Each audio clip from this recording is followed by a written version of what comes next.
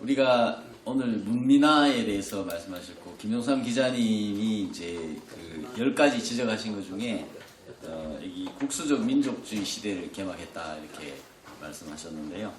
사실은 이 국수적 민족주의라고 이렇게 학문적인 안 들립니까? 예. 국수적 민족주의라는 말로 표정이 됐지만 사실을 보면은 김영삼 정부는 항일이죠. 그 민족정기라는 말을 썼는데 사실은 그거는 북한의 김일성한테 가장 어울리는 거죠. 김영삼 대통령이 아무리 민족정기 얘기해도 김일성한테는 못 당합니다.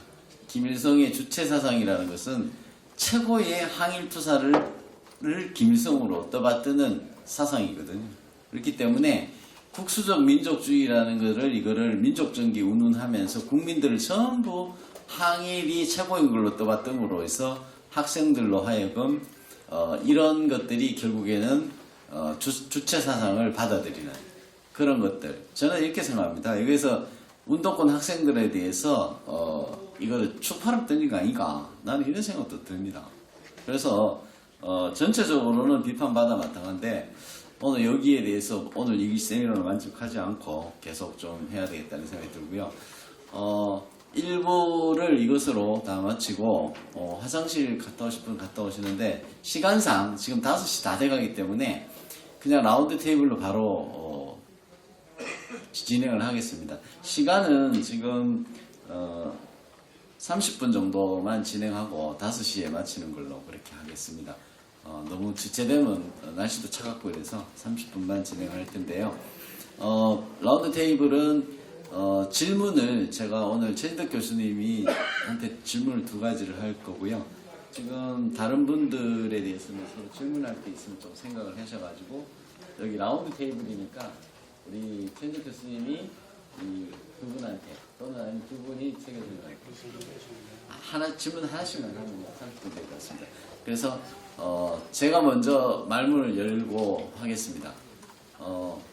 최진덕 교수님한테 질문을 제가 던지겠습니다.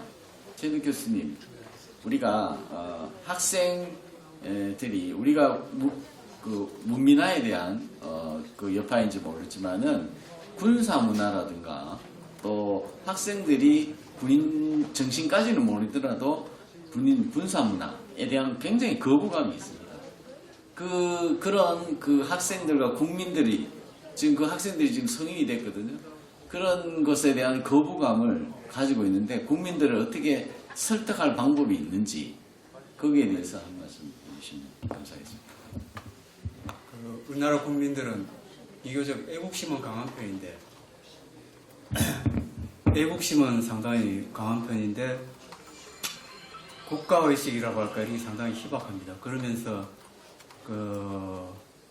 구체적 현실의 국가 이게 뭐냐 이게 중요한데 뭘 맨날 머릿속에는 아이디어라는 국가를 생각하고 그걸 기준으로 현실의 국가를 비판하니 나만 아는 국가가 없습니다. 국가를 그런 식으로 이상을 기준으로 해가지고 현실의 국가를 비판하다 보니까 군대에 대해서 매우 부정적입니다.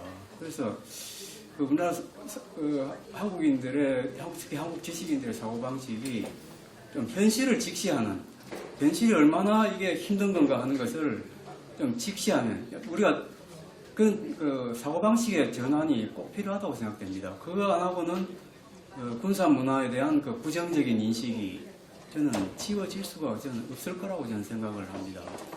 우리가 사는 세상이 만약 이게 천국이라면 국가도 없고 군대도 없고 아무것도 없을 것입니다. 그러나 우리가 사는 이 세상스럽게도 맨날 찢고 뽑고 싸우는 세상입니다. 이런 세상에 어떻게 국가가 없을 수 있고 군대가 없을 수 있습니까? 그러니까 좀 우리나라 사람 사고방식 이상주의에서 현실로 내려오게 되면은 군사 문화에 대한 좀 부정적 인식이 좀 근본적으로 바뀔 수 있지 않을까 하는데 이게 사실 대단히 요원합니다. 70년대, 80년대 저희들이 대학 다니고 할 때는 조직 문화만 보면은 군사 문화라고 욕을 했습니다. 그것도 일제잔재라고 욕을 했습니다. 근데 실제로는 모든 인간 사회에 조직이 없을 수 없고 조직이 있으면은 반드시 위계 질서가 있게 마련이고 위계 질서가 있으면 또 신상필벌 공을 세우면은 상을 주고 그 공을 못 세우면 벌을 주는 이런 아주 엄격한 인사의 원칙 같은 게 있어야 됩니다. 근데 그거를 대학생들이 저도 그랬었고 저 군사문화 잔재라고 욕을 했습니다. 그런데 실제로 알고 보면은 이 인간 사회의 모든 조직, 행정 조직은 기업 조직의 원형이 뭐냐? 군대입니다. 이거 막스 베버가 지적한 이야기입니다. 군대의 기율이 모든 조직 기율의 원천이라고 막스 베버가 이야기를 했습니다. 이런 사실을 좀 더 명확히 좀 알면은 되는데 한국의 지식인들이 너무 아이디어를 해가지고 이게 좀 현재로서 참 어렵다. 바로 이게 아주 한국인의 사고방식 아주 핵심 문제인데 지금 이래 가지고는 참 이게 언제 바뀔지 참으로 유곤하다 이렇게 생각을 하는데 어쨌든 간에 이 사람들의 사고방식을 좀 더 현실주의적으로 좀 바꾸는 노력 이것이 좀 필요하다. 그게 바로 우파 철학, 우파 사상, 우파적 사회의 아주 관건이라고 저는 생각을 합니다. 예, 말씀 잘 들었습니다. 준비가 안 됐으면 우리 강희중 원장님한테 제가 추가 질문할까요? 예. 우리 강희중 원장님 민주화에 대해서 정의하셨는데 우리가 흔히 얘기하는 그 민주화라는 것이 어떻게 보면은 건국 때부터 민주화가 아닌지 이런 의문이 좀 들고요. 우리가 민주주의 사실은 그 어떻게 보면은 해방 이후 3년 만에 자유민주주의 국가가 건국이 됐거든요. 그거 자체가 어떻게 보면 최고의 민주주의 혁명 아닌가 이런 생각이 드는데 그 이후에 이 민주주의 국가가 설립된 이후에 권위주의 정부의 한 거에 따르는 것을 법률이 권위주의 정부의 한 거를 정한 것을 민주화운동이라고 법률이 그래 만들어놨습니다. 그러면 정부에다가 정부를 권위주의 정부로 쓰고 거기에 정한 거를 민주화운동이라고 하는데 거기에 대해서 이것이 논리적으로 맞는 얘기인지 한번 질문을. 네, 아주 좋은 질문이신데요. 저도 대한민국 이제 자유민주 체제로 48년 8월 15일 건국되었다. 이건 변함없는 사실인데 이 사실에 대해서 우리 국민들이 올바르게 인식을 하지 못한다고 생각을 합니다. 그러니까 저희들이 어떤 독재 프레임도 있고 그 저항 혹은 투쟁했다라는 것에 대해서 그것이 정의로운 길이고 우리 대한민국이 가야 할 길이었다라고 어떻게 보면 이제 그런 것들을 강요하고 있는 건데 대한민국 건국 자체가 말씀하신 대로 정말 이 한반도에서는 국민이 어떤 이 헌법이라는 질서 하에서 그 개인의 자유가 존중받는 이런 사회는 48년 8월 15일 이전에는 없었습니다. 그러니까 그거 자체가 주는 뭐랄까 은혜, 혜택 이런 게 굉장히 중요하다라는 거를 우리 국민 개인 한 사람 한 사람이 알아야 되는데 그거에 대해서 그렇게 깊이 생각을 하지 않는다라는 게 이제 문제인 거고요.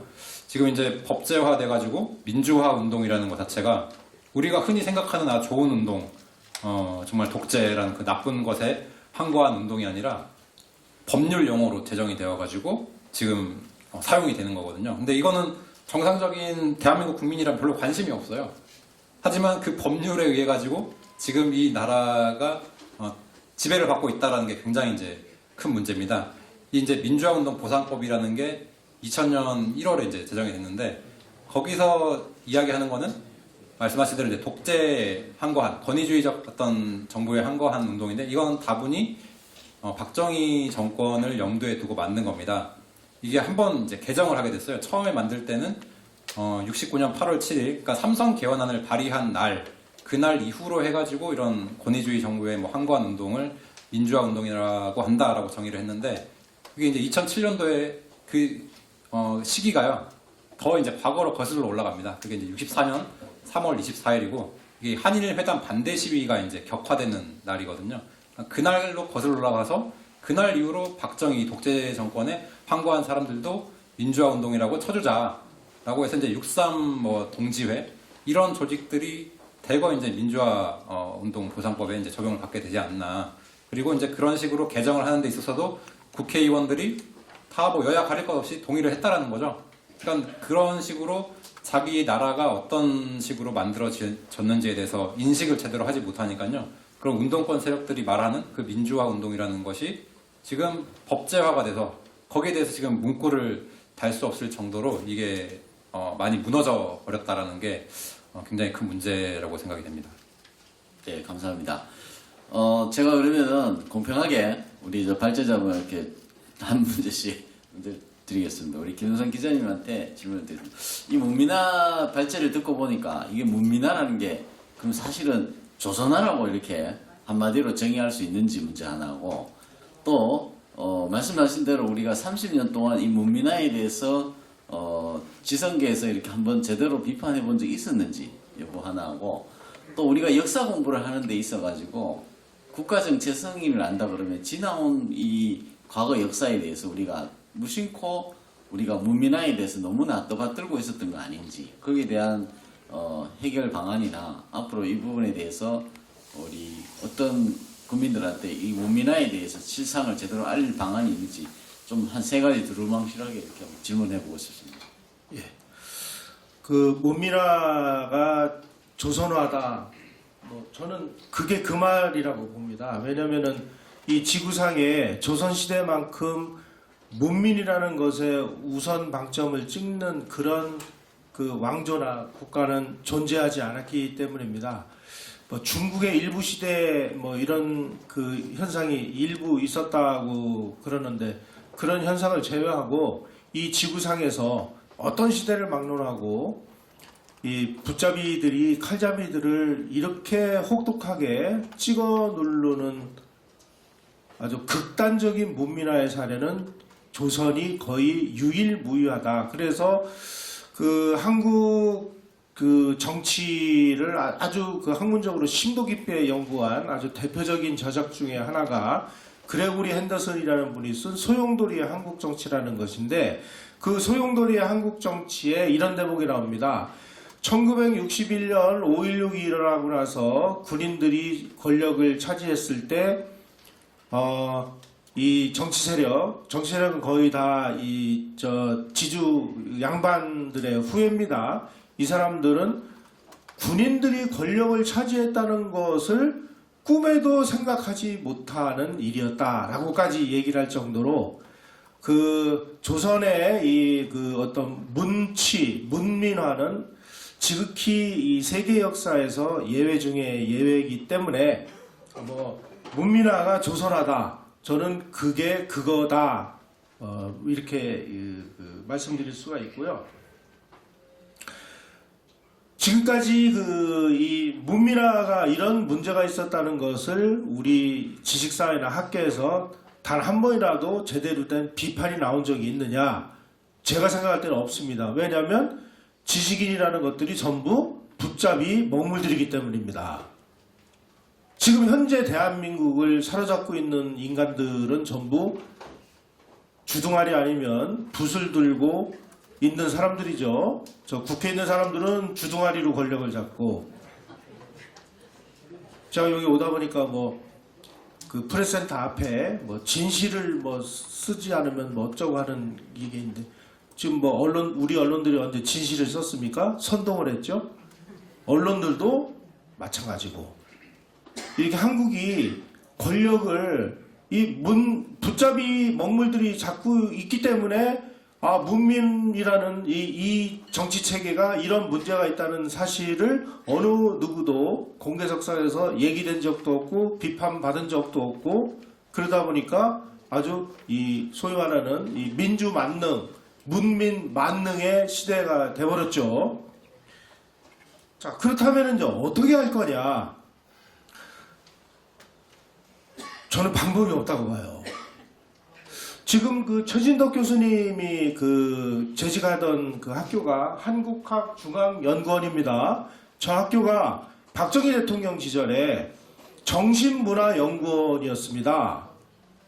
자, 국민교육원장을 만들었는데 국민교육원장 가지고도 안 되겠다. 그러니까 우리가 지금까지 어떤 과정을 거쳐왔고 어떠한 생각을 하고 있으며 우리가 앞으로 이 사람들을 어떤 방향으로 어떻게 끌고 가야 되는지를 연구하기 위해서 만든 그런 그 전문 연구 기관이 정신문화연구원인데 정신문화연구원이 그동안 무슨 일을 했는지에 대해서 제가 잘 모르겠어요. 만약에 박정희 대통령이 구상한 대로 국민교육원장을 보다 더 심화돼서 우리 그 국민들을 진정한 근대인으로 깨우치는 역할을 하기 위해서 만든 학교가 저는 정신문화연구원이라고 그러는데 그 학교가 제대로 기능을 했다면 저는 우리가 이런 문민화라든지 이런 게 이러이러한 문제가 있었으니까 우리가 이러한 대응을 세워서 우리 국민들을 어떤 식으로 교육을 해서 어떻게 보완을 해야 되겠다라는 것이 아마 체계적이고 정책적으로 뭔가 이 대응책이 나왔을 텐데 글쎄요. 제가 알고 있는 정신문화연구원은 1988년 올림픽이 열리기 3개월 전에 양동환 선생이 우익은 죽었는가 대한민국 공산화 직전이다라는 경고등을 켠 게 제가 생각할 때는 끝이 아닌가 하는 생각이 들어요. 그래서 이 문제는 이제 우리가 국가도 이 문제 해결하지 않고 학교 공교육에서도 이 문제를 다루지 않고 지식사회에서도 어느 누구도 경고등을 켜주지 않으니 깨어있는 시민들이 자기 자식을 알아서 교육을 시키는 것 외에는 저는 방법이 없지 않나 하는 정말 좀 불길한 생각이 듭니다. 예, 감사합니다. 제가 좀- 조금 예, 그렇습니다. 예. 아까 문민화가 조선화라고 했는데 약간은 좀 차이가 있습니다. 예. 조선시대 유교화라고 하는 것은 가족 중심입니다. 가족주의가 있어가지고 전체주의로까지는 안 갑니다. 근데 지금 현재 우리나라 민주화 인사들이 이야기하는 그 문민화는 민족주의하고 민중주의 두 방향으로 갑니다. 그러니까 민족과 민중이라고 하는 이름으로 엄청난 전체주의가 올 가능성이 있습니다. 그래서 이게 문민화를 그냥 조선화로 보기에는 이게 조금 약간 좀 차이가 있는 것 같아요. 이건 완전 명백하게 전체주의로 가고 지금 문민화는 전체주의로 가고 있습니다. 그래서 조선은 전체주의로는 안 갔습니다. 예. 그게 조금 차이가 있는 것 같고. 예, 제가 좀 보태면은 그러면은 우리 최인득 교수님한테 물어보죠. 주체사상이라는 게 사실 어떻게 보면은 민족주의라는 것과 또 효라는 그 전통적인 유교 사상을 버무려 가지고 유교 사상을 버무렸다는 그 얘기는 그 황장엽 선생님 회고록에 자기도 써놨어요. 그 효라는 개념이 버무려진 게 주체사상 아니냐. 그렇다면 그 민족주의라는 것이 사실은 어떻게 보면 거기에 행동 양식은 항일로 나타나는 거 아니냐. 그렇다면 국민들이 지금처럼 항일 투사들을 독립투사로 떠받들게 되면은 자연스럽게 주체사상을 받아들이는 거 아니냐 이런 생각이 있는데 우리 최인득 교수님 어떻게 생각하세요? 지금 북한의 주체사상이라고 하는 것은 아주 간단히 이야기하면은 이렇습니다. 민족주의, 아주 극단적인 민족주의 더하기 극단적인 민중주의, 사회주의 이걸 두 개를 합한 것입니다. 근데 이 두 개 다 민족주의, 민중주의 다 인간이 원하는 게 아닙니다. 인간은 뭘 원합니까? 민족의 이익보다 자기 이익이 우선입니다. 민중의 이익보다 내 이익이 우선이에요. 그게 인간입니다. 그러니까 민족주의와 민중주의 이 두 가지를 실현하려면 어떻게 해야 되는가? 강력한 권력이 있어야 됩니다. 강력한 권력으로 그 개인의 욕망을 통제를 해야 됩니다. 그러니까 뭐가 필요합니까? 수령이 필요합니다. 수령. 그러니까 민족주의 더하기 민중주의 그 위에다가 수령을 얹어놓은 게 주체사상이라고 보시면 됩니다. 그리고 주체사상을 어버이 수령동지라고 해버렸습니다. 그래서 그러니까 이게 유교하고 가까운 게 아니냐 이렇게 이야기를 하고 어떤 사람들은 조선의 정통성을 이은 거는 대한민국이 아니고 북한이다. 그거 좋습니다. 예, 그거 좋습니다. 저는 조선도 바람직하지 않다고 생각하니까 엄밀하게 따지면 그렇다고 보기는 좀 어렵습니다. 너무너무 전체주의적입니다. 북한이라는 나라는 인류 역사상 최악의 정권입니다. 이런 나라를 저는 역사에서 별로 거의 본 적이 없습니다. 근데 그게 아주 그렇습니다. 예. 그래서 이걸 조선보다 훨씬 더 최악의 나라가 그 조선입니다. 조선보다 그 조선시대 말 19세기 말 조선이 훨씬 낫습니다. 19세기 말 조선보다는 일제시대가 살기 좋았습니다. 일제시대보다는 지금 대한민국이 살기 좋습니다. 그렇습니다. 감사합니다. 그러면은 우리 강희조 원장님은 두 분께 따로 질문이 있으신지? 저는 김영삼 대기자님께 하나 좀 제가 역사가 김영삼 정권에 대해서 예. 좀 사실적으로 알고 싶어서 드리는 질문입니다. 오늘 어떻게 보면은 김영삼 정권에 대해서 상당히 다 저도 그렇고 비판적인 이야기를 했는데 예. 혹시라도 이제 그 김영삼 정권이 들어서면서 좀 대한민국 체제에 긍정적인 어떤 영향을 미친 게 있다라면 좀 알려주시면 좋겠습니다. 제가 김영삼 정부 시절에 열심히 그 현장을 뛰는 기자였기 때문에 느낀 거는 뭔가 이 발언을 할 수 있는 자유는 그 전보다 많이 낮은 것 같아요. 그거는 우리가 인정을 해야 될 것 같습니다. 그런데 뭐 국정 운영의 수준이라든지 국가의 어떤 목표라든지 그리고 개개인의 삶의 질이라든지 모든 면에서 볼 때 그 전 시대보다 낮은 게 있느냐라는 측면에서 볼 때 사실은 5년 내내 우리 국민들은 특정한 이데올로그들이 만들어내는 선전선동에 끝없이 속기만 한 것 같아요. 한번 따져볼까요?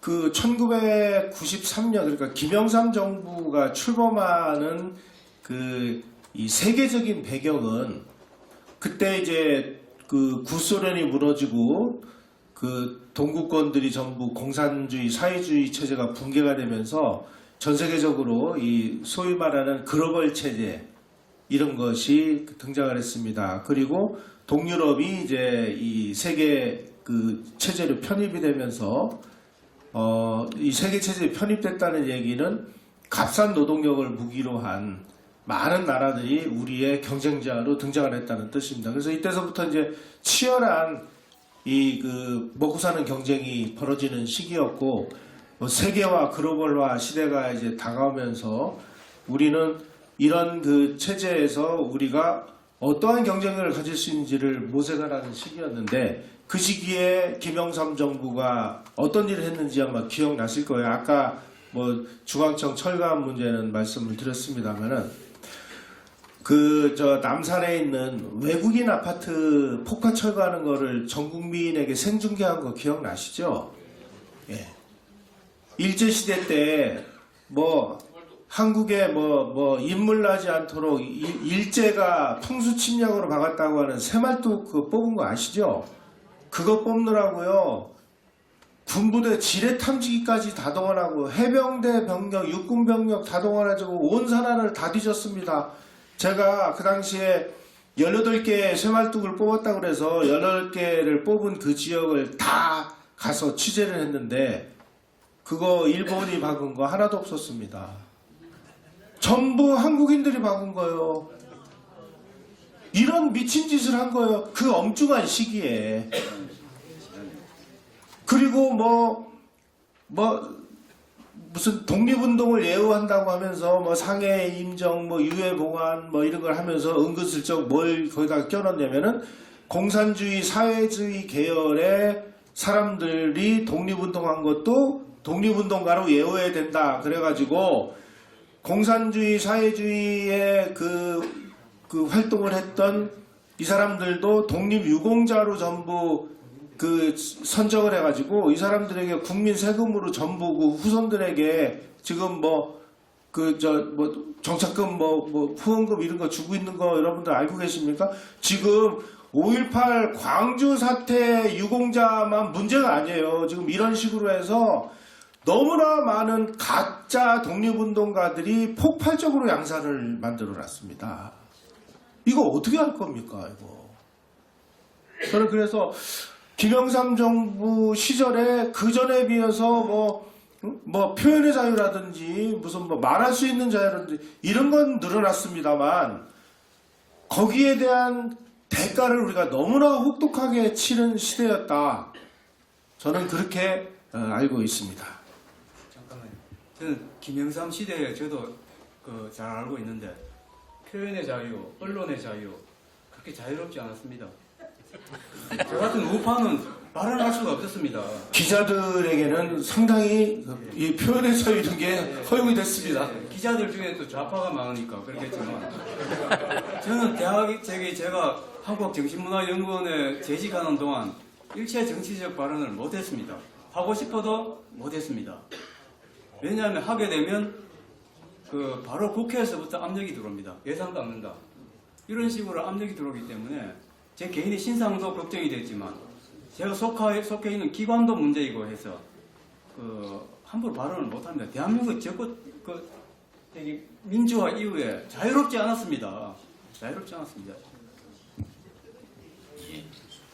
예. 우리 이제 플로어 토론은 일단은 우리 라운드 테이블의 그 질문은 추가로 더 할 건 없으시죠?